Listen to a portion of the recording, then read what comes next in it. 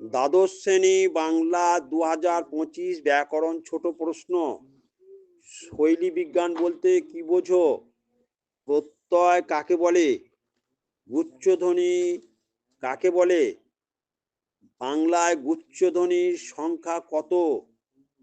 ঐতিহাসিক শব্দার্থ তত্ত্ব কাকে বলে? সঞ্জনী ব্যাকরণ কাকে বলে? যৌগিক স্বরধ্বনি কাকে বলে? মুন্ডুমাল বলতে কি বোঝো? দ্বিভাষিক অভিধান বলতে কি বোঝো? ল্যাড কাকে বলে? মুখের মান্য বাংলা স্বরধ্বনি ও ব্যঞ্জনধ্বনির সংখ্যা কত? দুটি। পরাধীন ধ্বনির উদাহরণ দাও। গুচ্ছধ্বনি কাকে বলে?